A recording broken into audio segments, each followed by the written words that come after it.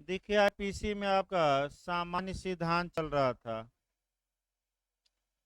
और सामान्य सिद्धांत में देखिए आपका बैठिए हो पहला जो सामान्य सिद्धांत या जनरल प्रिंसिपल में बताया गया था आपका आईपीसी में कि प्रिजम्पशन ऑफ इनोसेंस यानी कि फिर एक बार हम एक दो मिनट दोहराते हैं दोनों।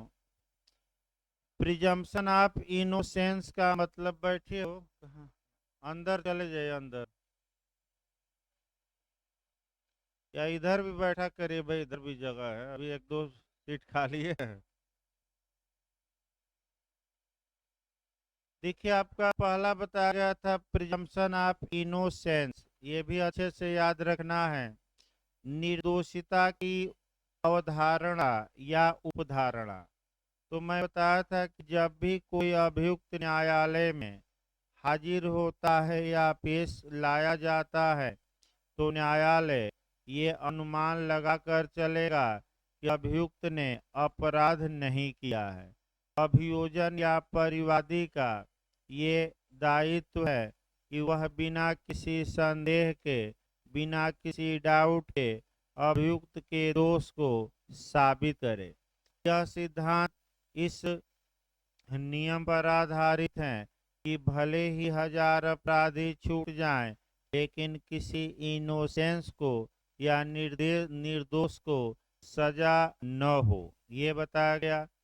इसके बाद इसका अपवाद बताया गया कि अब कुछ दशाओं में ये मानकर चला जाता है कि अभियुक्त ने अपराध किया, जैसे उपधारणाओं में 113 ए एविडेंस बताया गया, 113 भी बताया गया था, इत्यादि धाराएं बताई गई थी जहां के मानकर चलता है न्यायालय कि अभियुक्त ने अपराध किया। दूसरा आपका सिद्धांत बताया गया था जो क्रिमिनल मामलों का काम करता है, वह आपका है कह सकते हैं कि फ्री लीगल एड, निःशुल्क विधिक सहायता। इस पर भी निश्चित तौर पर एक क्वेश्चन बनता है और जितने प्रावधान आपका बताए गए थे, प्रयास ये करना है कि सभी प्रावधानों को माने अच्छे से तैयार रखिए। केस भी हम दो तीन बताए थे। आपका पहला केस एच.एम. हास्कर का बताए, जिसमें फ्री लीगल एड एक निशुल्क माने निशुल्क विधिक सहायता एक मूल अधिकार माना गया आर्टिकल 21 में। दूसरा आपका स्पीडी ट्रायल और निःशुल्क विधिक सहायता दोनों को फंडामेंटल राइट माना गया आपका हुसैन आरा खातून। कम से कम दो तो याद ही रखिए, भले आपका और याद न रहे। इसके बाद आइए अगले सिद्धांतों को देखा जाए। अभी दो सिद्धांत आपका पढ़ाया गया, तीसरा सिद्धांत जो नोट्स में है उसी के अनुसार चला जा रहा है। तीसरा सिद्धांत आपका है वैकेरियस लाइबिलिटी। ये क्वेश्चन आपका पूछा गया था मेंस में भी। प्री में एक क्वेश्चन आपका बनता है निश्चित तौर पे और फिर आपका बता दिया जाए। मेंस में भी आजकल आपका पूछा जा रहा है। केस भी आपका कई बार एपीओ और जे में आया है और जो आपको केस पढ़ना है वह आर बनाम हिगिंस का केस भाई कई बार आया है। आप देख सकते हैं साल पेपर में, गलत न किसी भी हाल में ये सब, क्योंकि ये जो बातें हैं सामान्य बातें, ये गलतियां आईपीसी में अगर हो जाए तो कंपटीशन से बाहर कर देती हैं। ये मानकर चला जाता है कि सभी लोग इसको जानते होंगे। देखिए आपका वैकेरियस लाइबिलिटी या प्रतिनिधिक दायित्व या प्रतिनिहित दायित्व। अब प्रतिनिहित या प्रतिनिधिक दायित्व या वैकेरियस लाइबिलिटी होती क्या है, यानी कि इसका मतलब ये हुआ कि करे कोई और भरे कोई और। आसान भाषा में यानी कि अपराध कोई और करता है और उसके लिए दंडित किसी और को किया जाता है, इसी को हम वाइकेरियस लाइबिलिटी कहते हैं, प्रतिनिधिक दायित्व कहते हैं। यानी कि प्रतिनिधिक दायित्व का मतलब ये हुआ कि करे कोई और भरे कोई और। तो सबसे पहले आपका सामान्य नियम से शुरू किया जाए, यानी कि बैठे भाई जल्दी, जनरल रूल से शुरू किया जाए। कैसे मेंस में भी लिखेंगे, सामान्यतः कोई भी व्यक्ति अपने द्वारा किए गए दोषपूर्ण कार्यों के लिए उत्तरदायी होता है, न कि दूसरों के द्वारा किए गए रॉन्गफुल एक्ट के लिए। ये जनरल रूल है। जैसे कि आपने एविडेंस की धारा 21 में एक सामान्य नियम पढ़ा था कि जो व्यक्ति एडमिशन करता है वह उस एडमिशन को अपने फेवर में सामान्यतः साबित नहीं कर सकता जब तक कि मामला कितने अपवादों में वह सेट न कर दे, 3। उसी प्रकार यहाँ भी 3 ही अपवाद मिलेंगे। सबसे अच्छा तरीका है कि 21 में भी 3 था और यहाँ भी हम कितना बताएंगे, 3। लेकिन पहले सामान्य नियम से शुरू किया जाता है। सामान्यतः कोई भी व्यक्ति स्वयं द्वारा किए गए कार्य के लिए लायबिल होता है, उत्तरदायी होता है। किसी दूसरे द्वारा किए गए कार्य के लिए वह जिम्मेदार नहीं होता। ये सामान्य नियम है। लेकिन वैकेरियस लायबिलिटी का सिद्धांत, प्रतिनिधिक दायित्व का सिद्धांत, प्रत्यायुक्त दायित्व का सिद्धांत, इसका अपवाद है। अपवाद का मतलब ये हुआ कि जो सामान्य नियम था उसका विरोधी नियम चलेगा। फिर एक बार याद रखें, जहां भी हम ये कह दें कि आपका एक्सेप्शन है, एक्सेप्शन का मतलब ये हुआ कि जो ऊपर हमने नियम बताया है उस नियम का विरोधी नियम, यानी कि ये नियम पूर्ण नहीं है विधि का नियम, इसका अपवाद है। अपवाद का मतलब ये हुआ कि प्रतिनिधिक दायित्व के अनुसार का गलती कोई और करता है और उस गलती के लिए जिम्मेदार कोई और होता है, यानी कि गलती कोई दूसरा व्यक्ति किया है और उस गलती के लिए कोई अन्य व्यक्ति क्या होता है, लायबिल। इसी को हम वैकेरियस लायबिलिटी कहते हैं। जहां तक अब आपका सिविल और क्रिमिनल में पहले तोड़ना है, फिर आपका इंग्लैंड का नियम, फिर भारत का नियम। अब पहले आपका सिविल और क्रिमिनल में बिहार में पूछा गया, गलत ना, ये क्वेश्चन बिहार जे में आया है। ये जो प्रतिनिधिक दायित्व का सिद्धांत है ये आपका सिविल मामलों में लागू होता है लेकिन आपराधिक में नहीं। फिर एक बार सतर्क रहिएगा। तो बिहार में जो जे में आया था कि वैकेरियस लायबिलिटी का सिद्धांत लागू होता है सिविल मामलों में, क्रिमिनल या आपराधिक मामलों में, दोनों में, इनमें से कोई नहीं। तो दोनों न मार कर आ जाइएगा, केवल किस में लागू होता है, सिविल में। तो पहले सिविल में 2-4 उदाहरण देखिए और तब हम कहाँ आएंगे, आपराधिक में। देखिए सिविल मामलों में वैकेरियस लायबिलिटी का सिद्धांत लागू होता है, अर्थात सिविल मामलों में कुछ दशाओं में गलती कोई और करता है और मुआवजा उसके लिए कोई दूसरा भरता है। जैसे कि ये जो सिद्धांत है वैकेरियस लायबिलिटी का, ये 2-3 मैक्सिम पर आधारित है। फिर पिछली बार बिहार का जे का क्वेश्चन है कि जो व्यक्ति किसी अन्य से कार्य कराता है कानून की नज़र में यह माना जाता है कि वह कार्य उसने स्वयं किया है, ये आया था बिहार में। और दूसरा आया था रिस्पांडेंट सुपीरियर, वरिष्ठ को क्या होने दो, उत्तरदायी। अब 2 उदाहरण मैं बता रहा हूँ आपका, 2 क्या 3 उदाहरण बता रहा हूँ। एक मालिक और अभिकर्ता का उदाहरण, दूसरा आपका मालिक और सेवक का उदाहरण, और तीसरा भागीदारों का उदाहरण, यानी कि पार्टनरों का। इसमें आपको यही दिखाना है सिविल मामलों में कि गलती कोई और करेगा और उस गलती की भरपाई कौन करेगा, कोई और तीसरा चौथा उदाहरण भी अच्छा है आपका। पुलिस गलती करती है तो क्या प्रातिनिधिक दायित्व के आधार पर राज्य से मुआवजा वसूला जा सकता है कि नहीं।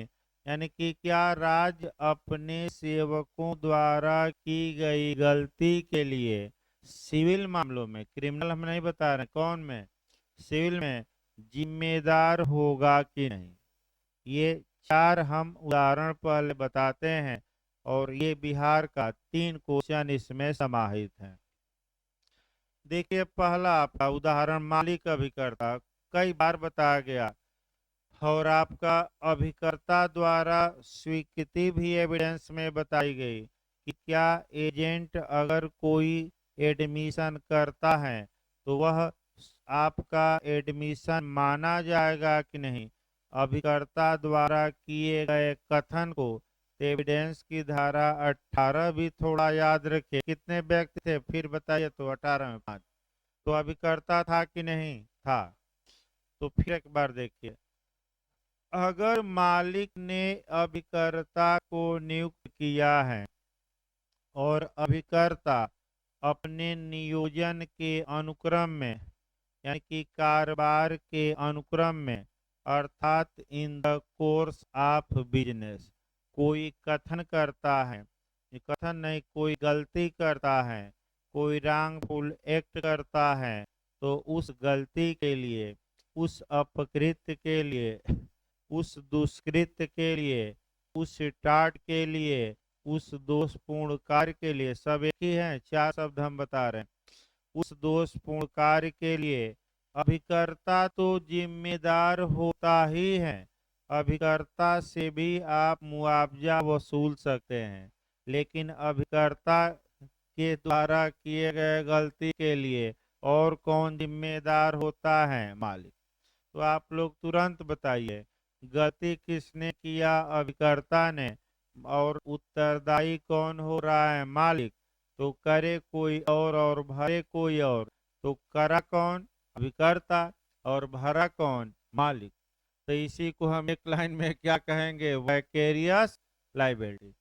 वैकेरियस लाइबिलिटी का मतलब ये हुआ कि गलती कोई और करेगा और उसकी भरपाई किससे की जाएगी, किसी और से। ये पहला आपका आया अभिकर्ता। अब आइए मालिक और आपका सेवक देखा जाए, ये भी खूब पूछा जाता है। अगर मालिक ने किसी सेवक को किसी कार्य को करने के लिए अपॉइंट किया है, सर्वेंट को, और सेवक वह कार्य अपने नियोजन के अनुक्रम में, तो बिहार में पूछा गया कि सेवक द्वारा किए गए कार्य के लिए मालिक कब जिम्मेदार होगा। तो एक शब्द याद रखिए, जब सेवक कब कार्य किया हो, अपने नियोजन के अनुक्रम में। इसके अगर नियोजन के बाहर कार्य करता है तो मालिक जिम्मेदार in the course of employment, रटे रहिएगा। जब सेवक अपने नियोजन के अनुक्रम में कार्य करता है और उस दौरान कोई गलती करता है तो उस गलती के लिए मालिक भी जिम्मेदार होंगे। अब फिर बिहार जे का एक क्वेश्चन टट का, यानी कि 5 क्वेश्चन तो ही बता दिया गया। आईपीसी बताते बताते हायर एंड फायर का सिद्धांत किससे रिलेटेड है, वैकेरियस लाइबिलिटी से, और मालिक और नौकर सेवक से। हायर का मतलब पूछा गया था बिहार में, हायर एंड फायर। हायर का मतलब कि कौन सेवक को अपॉइंट कर सकता है, और फायर का मतलब कि कौन सेवक को नौकरी से बाहर कर सकता है, डिसमिस कर सकता है। तो वही आपका मालिक माना जाएगा जिसके पास ये अधिकार हो कि सेवक को रखे और नौकरी से क्या करे, बाहर, जनरल। तो आपका सेवक के कार्य के लिए मालिक जिम्मेदार होगा, ये भी प्रातिनिधिक दायित्व हुआ। तीसरा भागीदार, 2 भागीदार थे ए और बी, भागीदार थे, बी ने गलती की, तो क्या ए जिम्मेदार होगा कि नहीं होगा?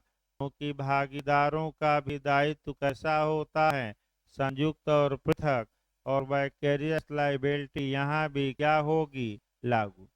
अब लास्ट में आपका सरकार का दायित्व बता दिया जाए, ये सिविल मामलों में लागू है सिद्धांत। अब बिहार में पूछा कि राज्य का अपकृत्यात्मक दायित्व किस अनुच्छेद में दिया गया है, टार्टियस लाइबिलिटी या अपकृत्यात्मक दायित्व या दुष्कृत्यात्मक दायित्व, तो वह अनुच्छेद याद रखना है 300। बिहार का एक क्वेश्चन है, क्या राज्य अपने सेवकों द्वारा की गई गलती के लिए मुदाई होगा कि नहीं? अर्थात अगर पुलिस कोई गलती करती है तो क्या उत्तर प्रदेश सरकार से हम मुआवजा वसूल सकते हैं कि नहीं? तो करे कोई और भरे कोई और, गलती पुलिस ने किया और मुआवजा आप किससे वसूल रहे हैं, राज्य से, ये हो सकता है कि नहीं हो सकता है? ये किस अनुच्छेद में मामला जाएगा? तो आर्टिकल 300। इसका 3-4 उदाहरण का मतलब ये हुआ 5 मिनट बताने का कि प्रातिनिधिक दायित्व का सिद्धांत सिविल मामलों में क्या होता है, लागू। अब बैक होइए आपराधिक मामला। अब जहां तक क्रिमिनल मामले, आपका दांडिक मामले, आपराधिक मामलों की बात है, सामान्यतः प्रातिनिधिक दायित्व का सिद्धांत आपका क्रिमिनल मामलों में लागू नहीं होता।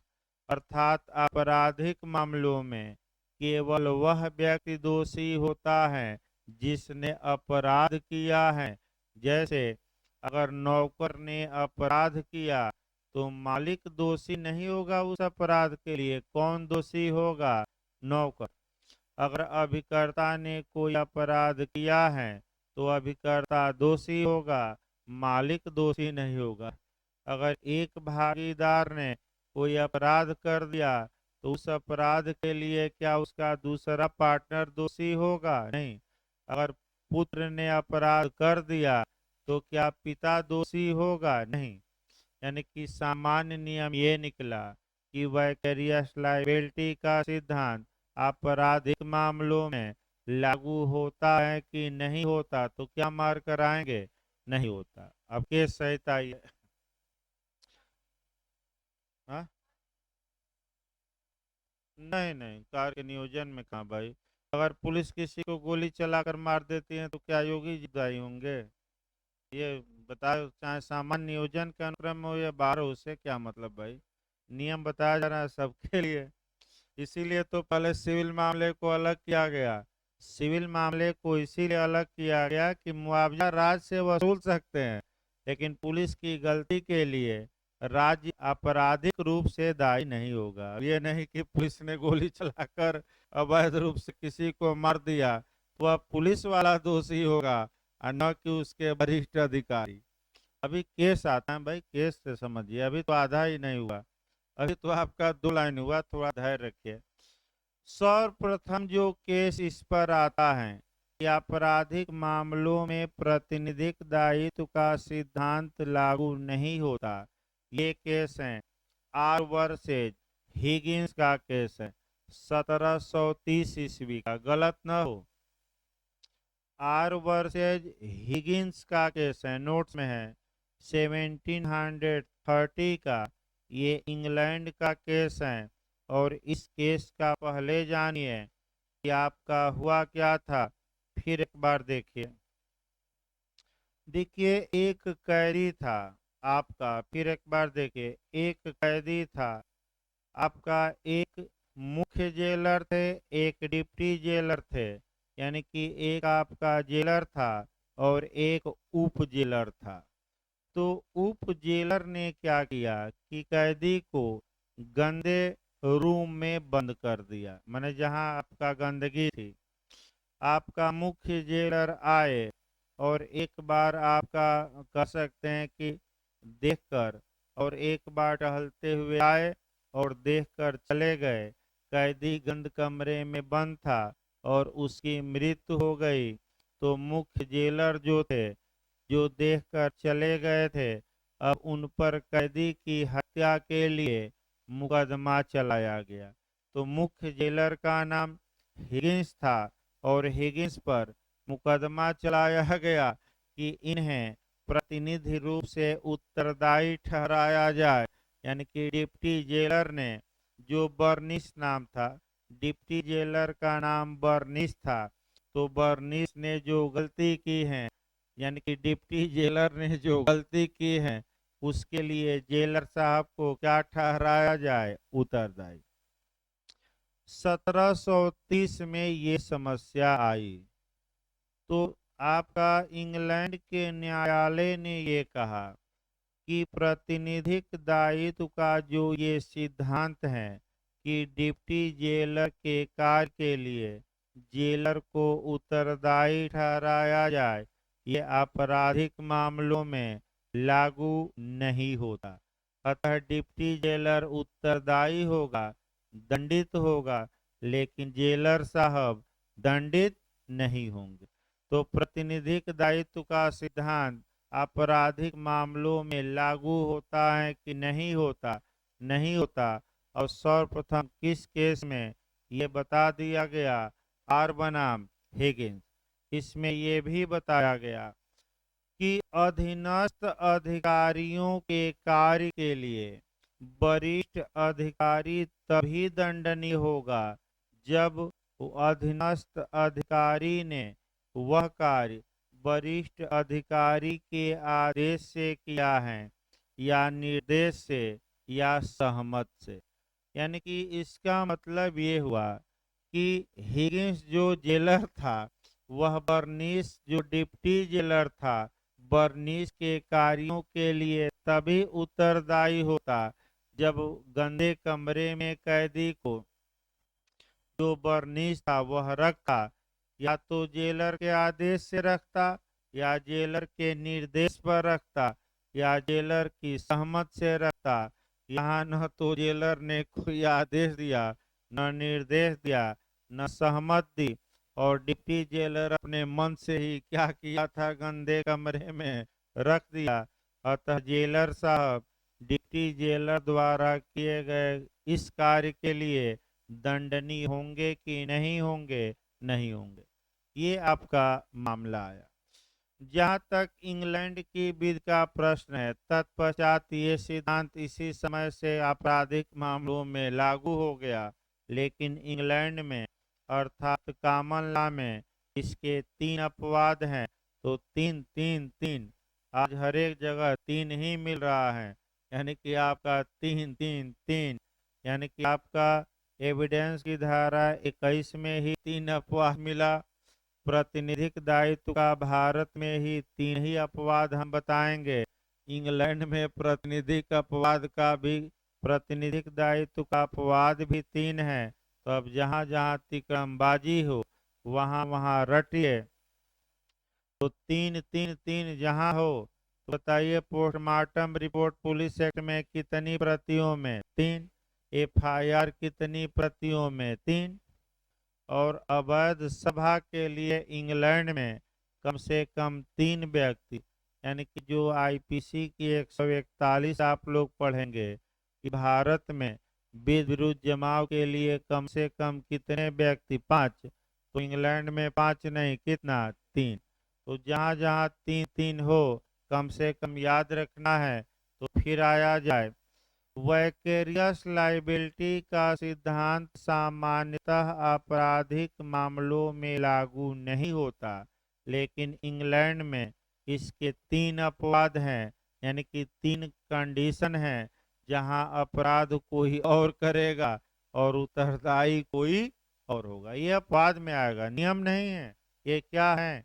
अपवाद। देखिए अपवाद पहला, अपमान लेख का प्रकाशन। अब बताइए, तो बिहार में पिछली बार आया था भाई, अगर मुख से बोला जाए तो उसे हम क्या कहेंगे? अपमान वचन।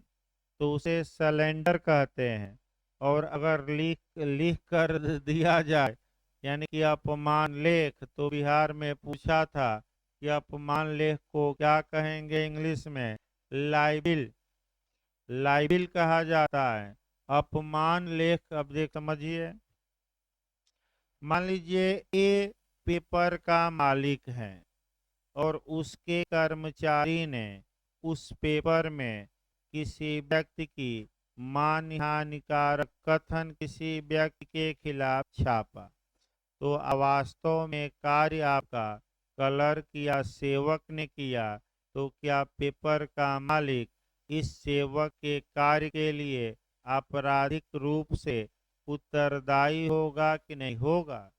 क्योंकि पेपर के मालिक का कर्तव्य है कि क्या छप रहा है वह जाने, देखे, और नहीं जानता है भले न देखा हो, क्योंकि कर क्या उसके पेपर में छप रहा है।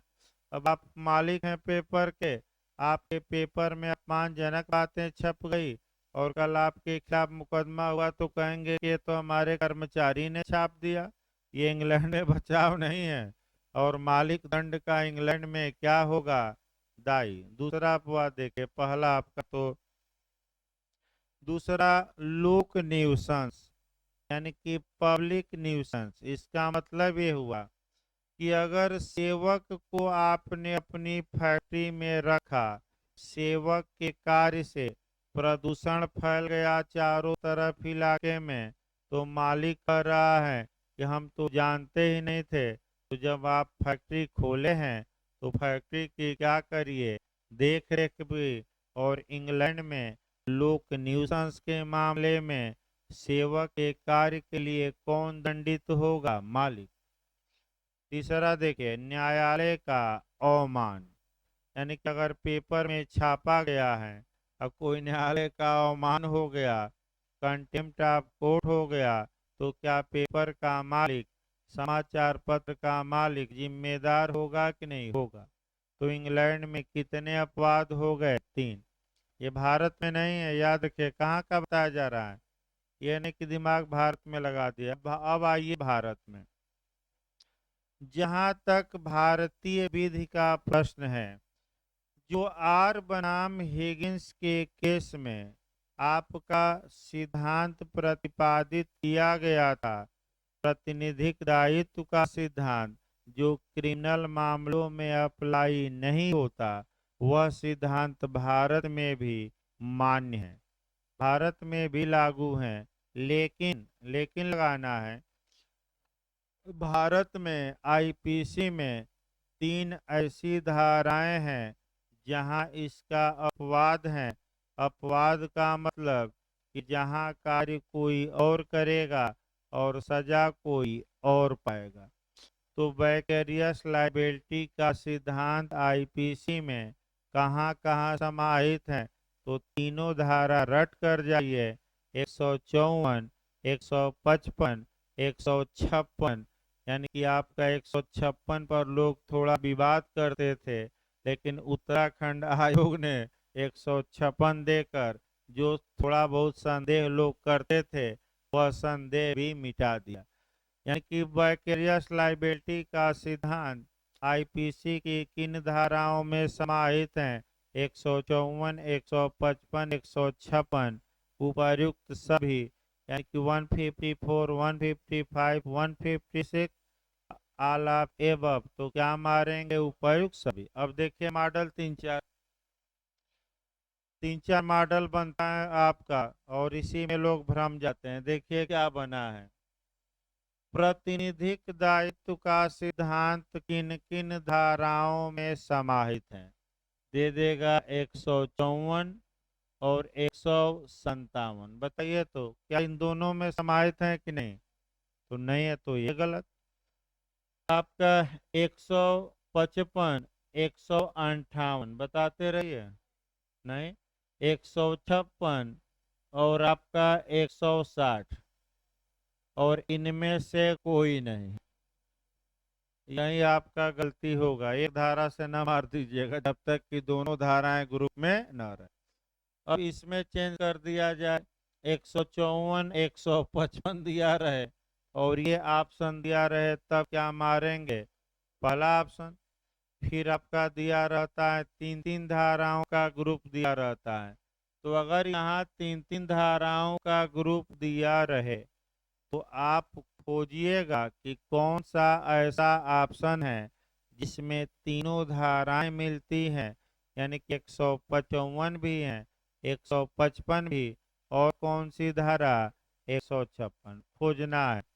कभी काल एक देख रहा था मैं, एक धारा वाइज दिया है कि प्रातिनिधिक दायित्व का सिद्धांत समाहित है, दे दिया 160 दे दिया, 170 दे दिया, 154 दे दिया, इनमें से कोई नहीं।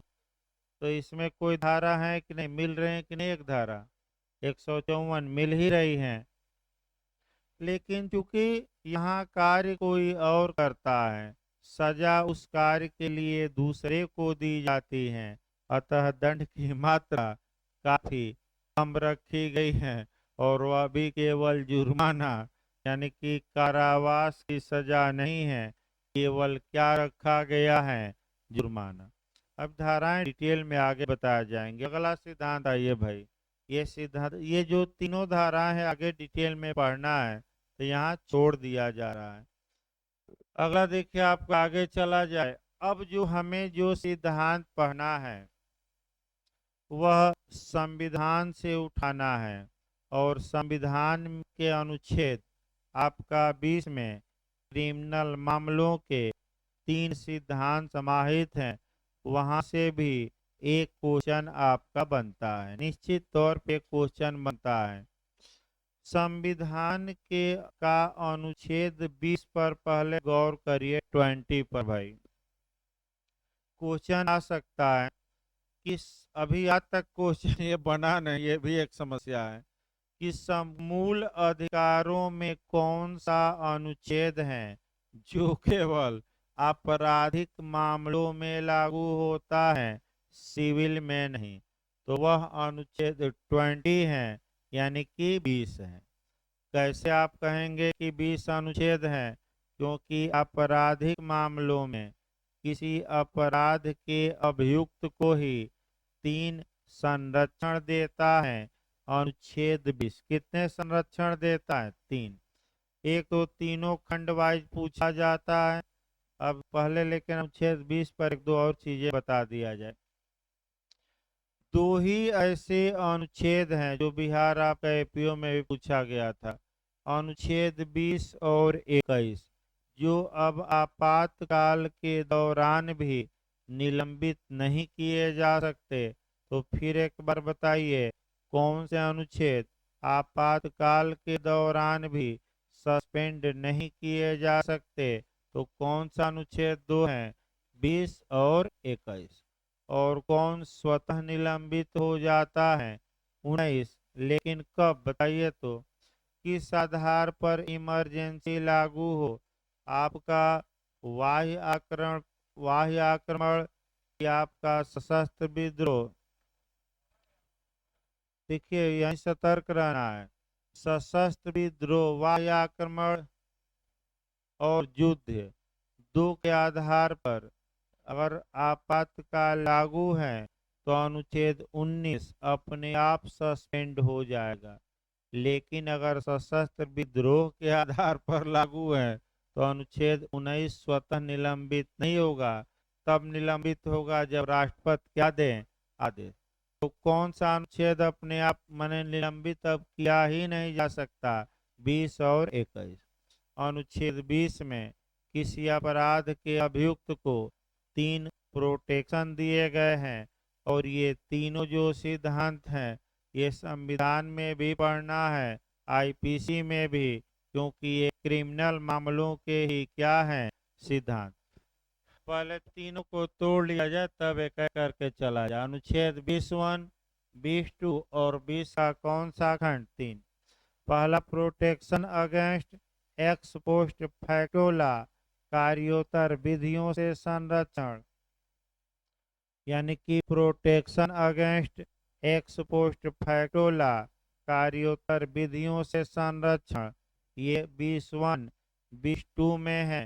प्रोटेक्शन अगेंस्ट डबल जियोपार्डी, दोहरे खतरे, दोहरे दंड, दोहरे जोखिम, दोहरी सजा से संरक्षण, और तीसरे में है प्रोटेक्शन अगेंस्ट सेल्फ इंक्रिमिनेशन, आत्म अपराध रोपण के विरुद्ध संरक्षण या आत्म अभिशंसन कहा जाता है।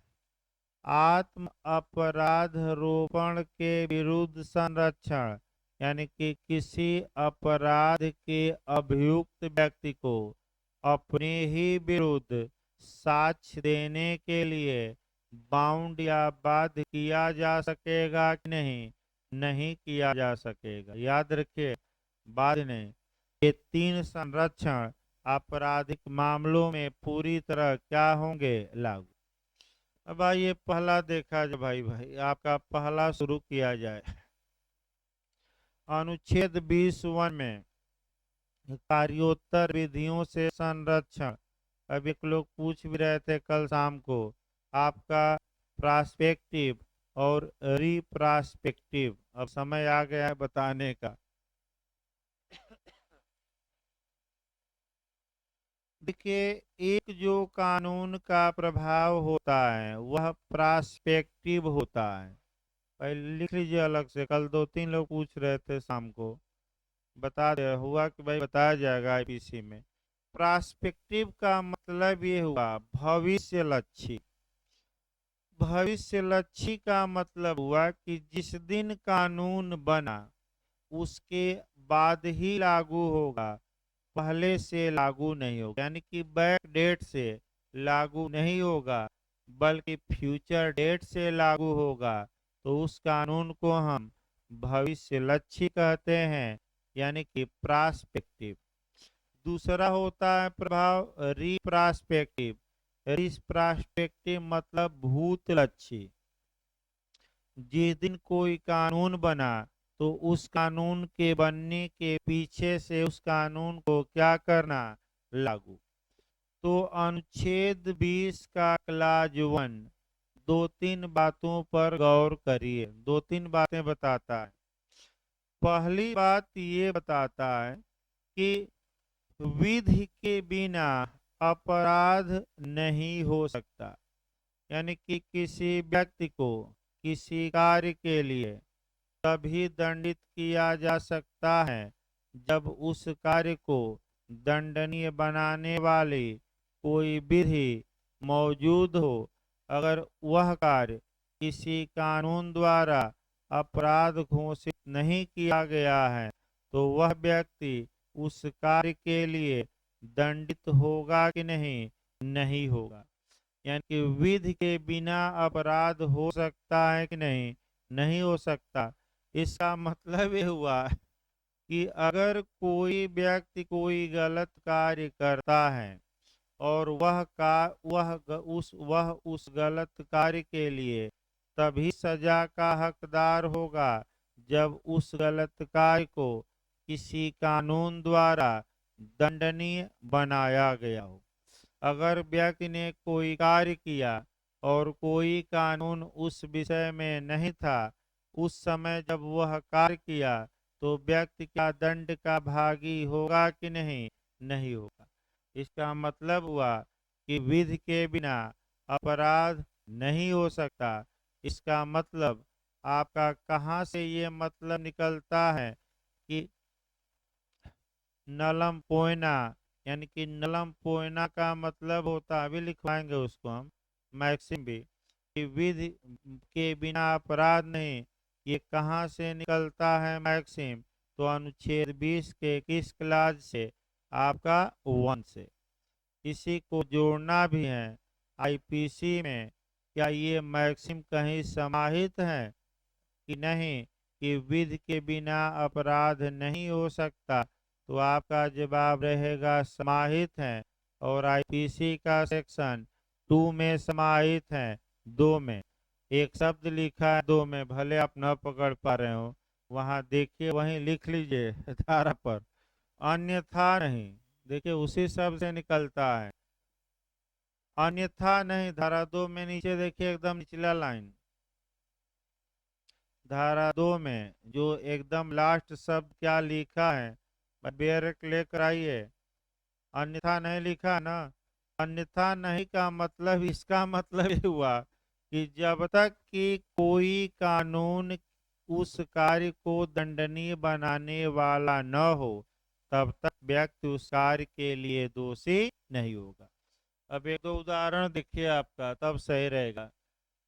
उदाहरण आपका देखा जाए, आपका स्टैकिंग का देखा जाए, किसी महिला का पीछा करना, ये अपराध है 354 डी में।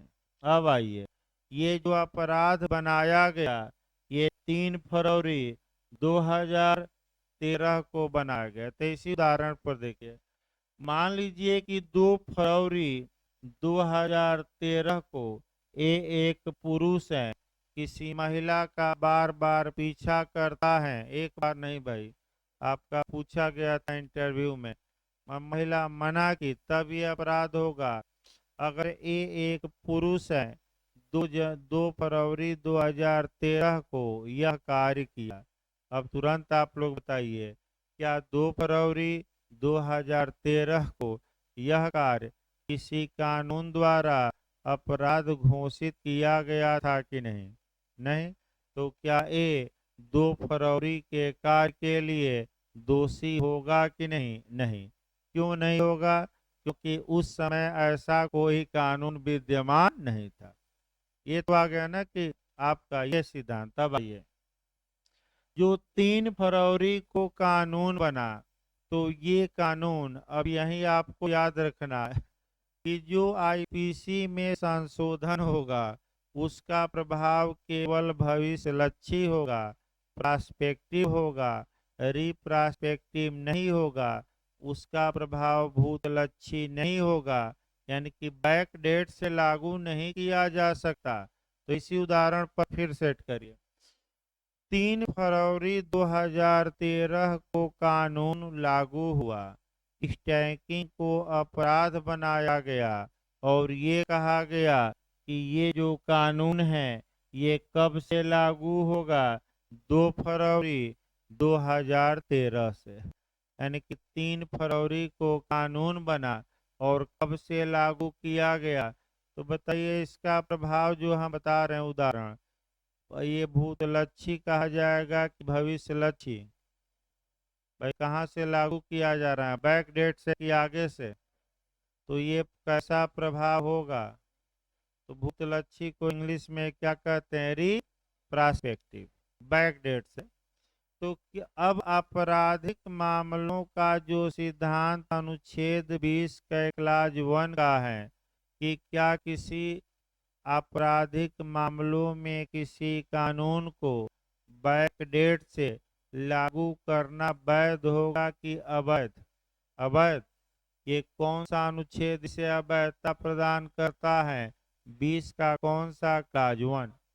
यानी कि आईपीसी में अगर कोई संशोधन किया जाता है तो वह बैक डेट से लागू नहीं होगा, यानी कि उसका प्रभाव भूतलक्षी नहीं होगा। क्यों नहीं होगा? क्योंकि आप जिस तारीख को कार्य किया गया था, अगर उस तारीख को कोई कानून नहीं था, तो आप बाद में कानून बनाकर पिछले कार्यों को आपका दंडित नहीं कर सकते। इसी को कहा जाता है कार्योत्तर विधियों से संरक्षण या protection against ex post facto law. कार्योत्तर विधियां आप समझिए, कार्योत्तर विधियां मतलब कि कार्य के बाद बनने वाली विधि से संरक्षण दिया गया है। तो बताइए, इस उदाहरण में कार्य कब किया गया? 2 फरवरी। कानून कब बना? 3 फरवरी। तो कार्योत्तर यानी कि कार्य के बाद अगर कानून बना है, तो क्या पिछले कार्य के लिए व्यक्ति नए कानून के तहत दंडित होगा कि नहीं? नहीं होगा, क्योंकि इसका मतलब कि अनुच्छेद 20(1) का क्या हो जाएगा? वायलेशन। अब आइए, अब दंड की मात्रा बढ़ाइए, अब कोई अपराध कराइए, अब छोड़ दीजिए इसको। मान लीजिए 3 फरवरी को स्टैकिंग की गई और दंड की मात्रा मान लीजिए 3 से, एक बार देखिए तो कितना है भाई दंड की मात्रा? 354 डी देखे तो गलत उदाहरण न बनाया जाए। इसी उदाहरण पर फिर एक और नियम सेट करना है। 300, हाँ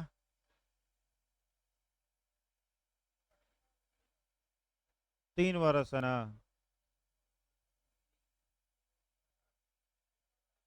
314 देखिए।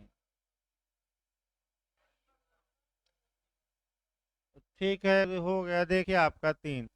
फिर एक बार देखिए, अगर देखिए 3 फरवरी 2013 को ये अपराध हो गया, तो अगर कोई व्यक्ति 3 फरवरी को ये कार्य करता है 2013 को, तब वह 354 आईपीसी के तहत दंड का भागी होगा। ये नियम जानना है।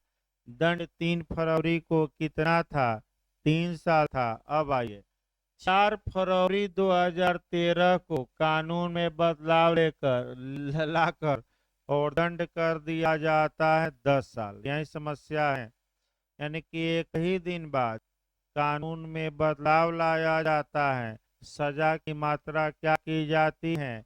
बढ़ा दी जाती है। कितना कर दी जाती है? 10 साल। तो जो 3 फरवरी को जो व्यक्ति यह अपराध किया है, क्या बढ़ा हुआ दंड पाएगा कि नहीं पाएगा? नहीं पाएगा। इसका मतलब अब लीगल तौर पे समझिए, अगर कोई अभियुक्त जिस तारीख को कोई अपराध किया था, उस तारीख को जितना दंड उस अपराध के लिए था, उससे अधिक दंड वह पाने का हकदार नहीं होगा। भले ही बाद में दंड की मात्रा क्या की गई हो? बढ़ाई गई हो। यानी कि बढ़ा हुआ दंड आप बैक डेट से लागू नहीं कर सकते।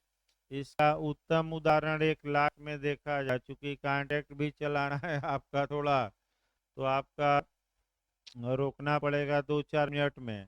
और फ्लो भी उतना नहीं बन पा रहा है आज। देख रहे हैं कि बातें तोड़ तोड़ कर निकल रही हैं, जबकि भाई पहले में एविडेंस में सही था, लेकिन आईपीसी में और स्पीड बढ़ना चाहिए, तो आईपीसी में थोड़ा घट गई है आज। फिर भी आपका देखिए, फिर एक बार लास्ट उदाहरण हम निर्भया कांड पर अच्छा बता रहे हैं। देखिए, निर्भया कांड जब जिस दिन हुआ, उस दिन दुराचार के लिए जो दंड की मात्रा थी, वह अधिकतम लाइफ इम्प्रिजमेंट था, आजीवन कारावास।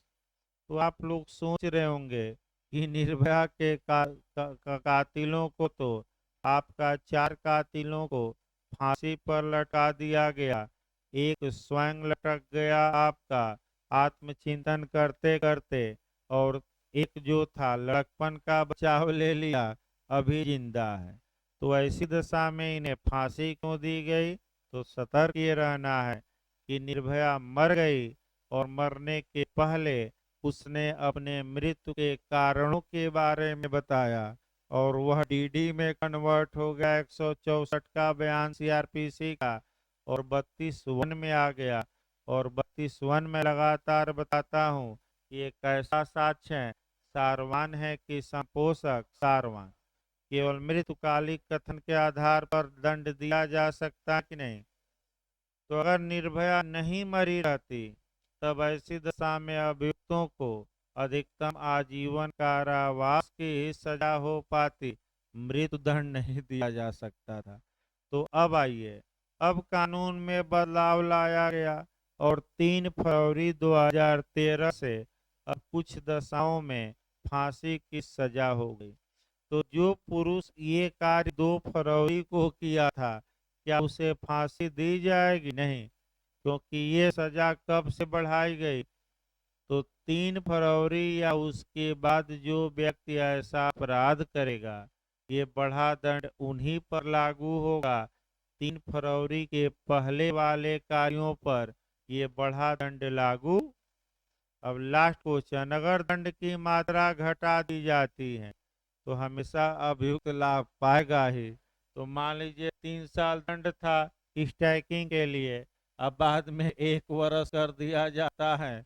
अभियुक्त पहले अपराध किया था, तो ये मांग कर सकता है कि हजूर 3 साल से क्या हो गया है, अब 1 साल, अतः दंड की मात्रा क्या किया जाए, कम हमें दिया जाए। क्या ये मांग कर सकता है कि नहीं? तो जहां भी आप देखेंगे लाभ कौन पाता है? अभियुक्त। ये पहला सिद्धांत हुआ क्रिमिनल मामलों का, protection against ex post facto law. और विधि के बिना अपराध संभव नहीं है। तो रेस्ट ले लीजिए 10 मिनट, तब कॉन्ट्रैक्ट चलेगा भाई। तो कल से भाई फिर एक बार 8 बजे से क्लास चलेगा आपका सुबह, ताकि भाई तैयार नहीं हो पा रहा है, इतना सब्जेक्ट लगे हैं और आपका एक दो सब्जेक्ट रह ही जा रहा है। आईपीसी भी इसीलिए छोड़कर शाम को पढ़ाई जा रही है कि पढ़ना था 50-100 पेज, आदमी समय ही नहीं निकल पाया। तो आपका 10 मिनट 12 मिनट बाद कॉन्टेक्ट चलेगा।